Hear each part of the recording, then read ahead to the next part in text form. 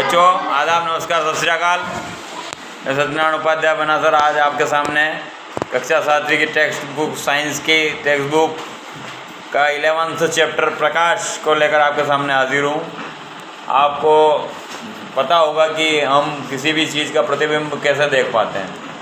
हम किसी भी चीज़ का प्रतिबिंब देखने के लिए तभी सक्षम हो पाते हैं जब उस वस्तु पर प्रकाश पड़े और वो प्रकाश हमारी रेटिना तक जाए।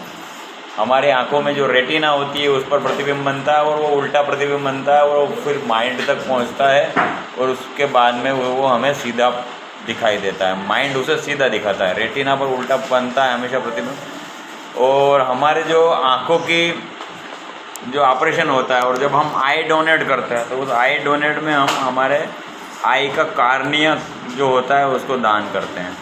आपने ये भी देखा होगा कि प्रकाश जो है सीधी रेखा में चलता है। एक पाइप के माध्यम से जब आप देखोगे, सीधे पाइप के माध्यम से यदि आप मोमबत्ती को देखोगे तो वो दिख जाएगी, लेकिन एक जो मुड़े हुए पाइप के माध्यम से अगर उसे देखोगे आप तो जो है वो नहीं दिखाई देगा। इससे ये स्पष्ट होता है कि प्रकाश सीधी रेखा में गमन करता है।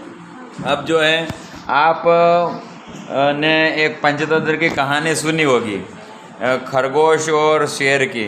उसमें खरगोश अपनी चतुरता के माध्यम से शेर को कुएं में डाल देता है, और क्योंकि शेर जो है कुएं में जब देखता है तो उसे एक अन्य शेर दिखाई देता है और वो वहाँ पे एक साइंस था, एक प्रकार से एक साइंस था वहाँ पे, वो उसका प्रतिबिंब दिख रहा था, कहीं ना कहीं उसका परावर्तन दिख रहा था और उसके माध्यम से वो भ्रमित हो गया था। तो ये परावर्तन भी जो है परावर्तन भी एक प्रकाश का नियम है। और अब हम बात कर लेते हैं कि जो है समतल दर्पण में किस प्रकार से प्रतिबिंब बनते हैं। तो समतल दर्पण में हमेशा वस्तु के आकार का और सीधा और वास्तविक प्रतिबिंब बनता है। समतल दर्पण जो कांच हम घरों में इस्तेमाल करते हैं वो होता है, और हम समतल दर्पण से जितनी दूर खड़े रहते हैं प्रतिबिंब भी दर्पण में उतनी ही दूर हमें दिखाई देगा। अब आप ये देखें कि पार्श्व परावर्तन भी दिखाई देता है समतल दर्पण में। यानी कि हम यदि किसी समतल दर्पण के सामने खड़े हो जाते हैं और अपना बायां हाथ यदि खड़ा करते हैं तो दर्पण में हमें अपना बायां हाथ खड़ा हुआ दिखाई देगा। इसी प्रकार से अभी आप ये देखेंगे, एम्बुलेंस की बात करी थी हमने पहले भी, कि एम्बुलेंस पे जो एम्बुलेंस शब्द लिखा रहता है अंग्रेजी में, वो उस एम्बुलेंस शब्द का दर्पण प्रतिबिंब लिखा रहता है, ताकि सामने का जो साइड मिरर हो, वो सामने वाला जो आगे वाला वाहन हो उसके साइड मिरर में वो सही दिखे और वो एम्बुलेंस लिखा हुआ सही दिखे, ताकि वो लाइट उसको साइड दे दे।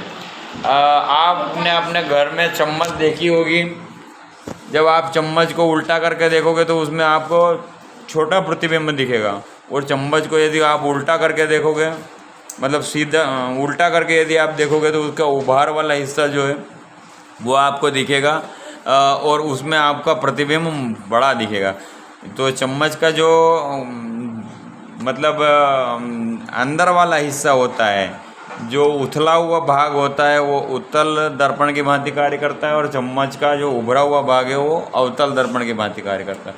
इसको बताने के लिए इस पार्ट में ये भी बताया गया, एक बाल को यदि हमने काटा है तो उस बाल का जो कटोरी वाला जो हिस्सा है अंदर वाला, वो एक उत्तल दर्पण है, और ऊपर वाला जो है अवतल दर्पण का एक प्रतिनिधित्व कर रहा है। ठीक है, तो इस प्रकार से जो है उत्तल दर्पण और अवतल दर्पण काम करते हैं।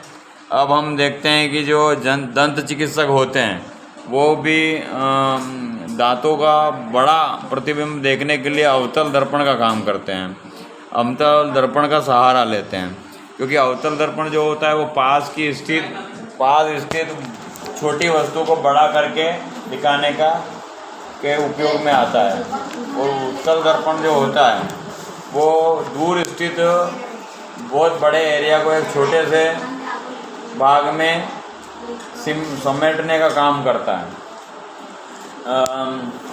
जो वाहन के साइड मिरर होते हैं वो उत्तल दर्पण होते हैं, उत्तल दर्पण उसमें यूज़ होता है।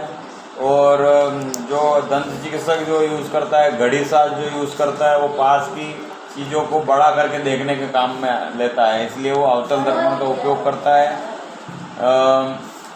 उत्तल लेंस और अवतल लेंस भी हमारे दो रोगों को जो है सही करने के काम में आते हैं।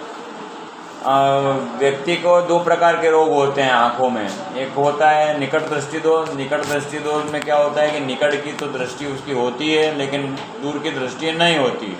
तो उस कंडीशन में ये होता है कि दूर की चीज़ें, जब दूर की चीज़ों का जो किरणों का जो फोकस है वो कहीं ना कहीं हमारी रेटिना के पहले हो जाता है, इस कारण से हमें दूर की चीज़ें नहीं दिखाई देती है। तो हमें क्या है, किरणों को फैलाने वाले लेंस की आवश्यकता होगी, और किरणों को फैलाता है अवतल लेंस।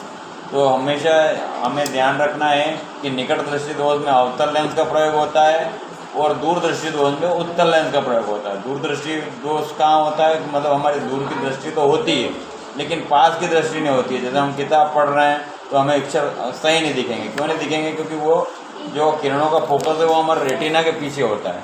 तो रेटिना का जब पीछे होता है तो किरणों को सिकोड़ने वाला लेंस हमें चाहिए। तो किरणों को सिकोड़ने वाला लेंस जो होता है वो उत्तल लेंस होता है। तो हमेशा जो है दूरदृष्टि दोष में हमें उत्तल लेंस की आवश्यकता पड़ती है।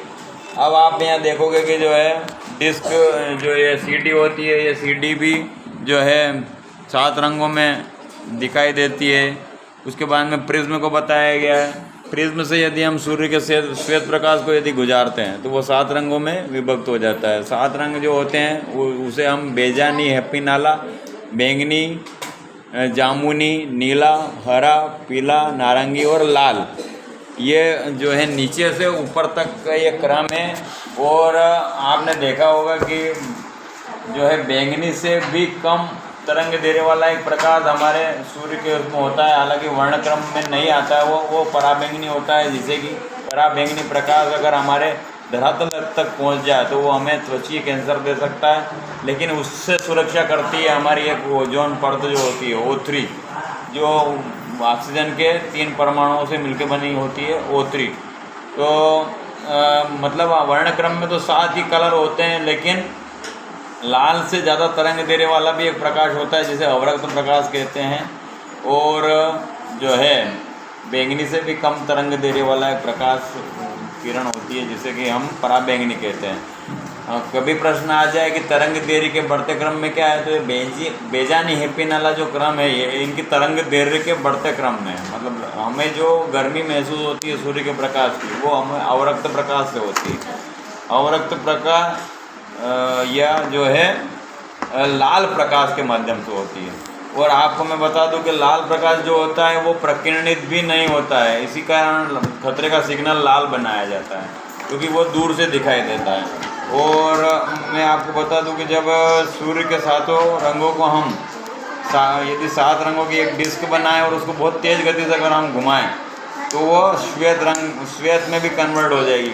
मतलब कहीं ना कहीं जो है ख़त्म, उसके रंग दिखना बंद हो जाएंगे। तो इसी प्रकार से थोड़ा सा प्रश्न उत्तर पे हम बात कर लेते हैं। समतल दर्पण का प्रयोग होता है, हमारे घरों में इस्तेमाल होता है। उत्तल दर्पण जो होते हैं वो साइड मिरर के रूप में वाहनों में उपयोग में प्रयोग आते हैं। उत्तल लेंस का जो चश्मा होता है वो हमें जो है दूर की वस्तुएं यदि नहीं दिखाई देती हैं, यानी कि निकट दृष्टि दोष होता है तो दिखाई देता है, वहाँ प्रयोग होता है। अवतल दर्पण जो होता है वो बड़ा प्रतिबिंब देखने के लिए पास वाली चीज़ों को देखने का काम आता है, और उत्तल लेंस भी इसी काम में आता है। तो इसी प्रकार से आशा है कि आप आज प्रकाश के इस पार्ट को बहुत अच्छे से समझे होंगे। कल हम कृष्ण साथी के 1 और हमारे जीवन रेखा लेकर हाजिर होंगे। मेरे चैनल को ज़्यादा से ज़्यादा सपोर्ट और सब्सक्राइब करें।